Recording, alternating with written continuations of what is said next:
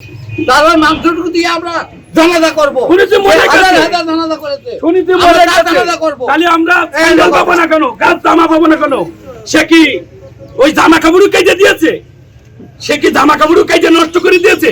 এই জামা কাপড় চাচ্ছি, কোর্টের কাছে বিচার চাই, বিচার কোর্টের মাধ্যমে আমাদের মালগুলো ফেরত দেন।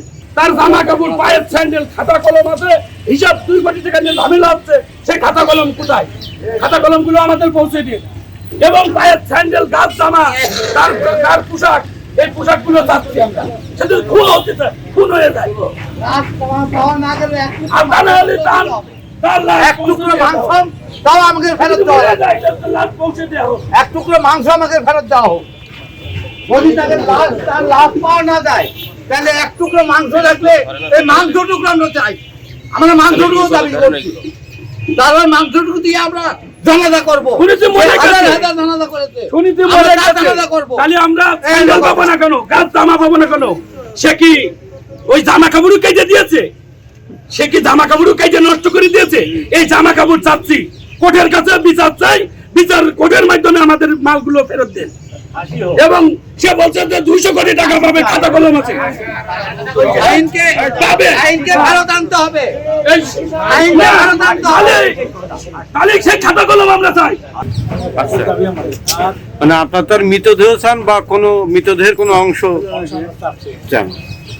আর যারা এই হত্যাকাণ্ডের সঙ্গে একবারে জড়িত, একবার তাদেরকে মূলোৎপাটন করতে হবে, বের করতে হবে কোথায় তারা আছে, কিভাবে আছে, মাস্টার প্ল্যান যারা আছে এদেরকে আমরা ধরতে হবে। যেহেতু লাশ উদ্ধার হয়নি, তাহলে এটাকে এখন কি হিসেবে মনে করছেন? বা টুকরো লাশ বা লাশের টুকরো উদ্ধার হয়নি, এটাকে এখন সিদ্ধান্ত ছাড়া তো আমরা এটা কি তারা তো একটা বলবে আমাদের রাষ্ট্রপতি আছে, তাদের একটা মিটিং আছে,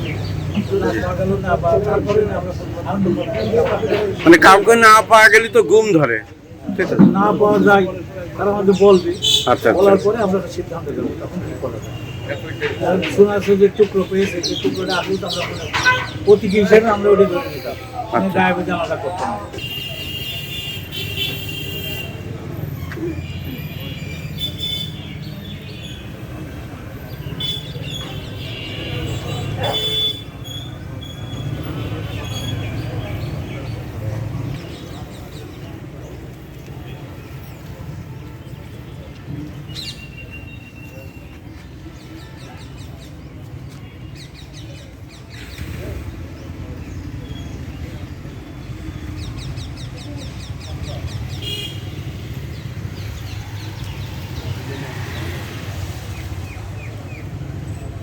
তোমার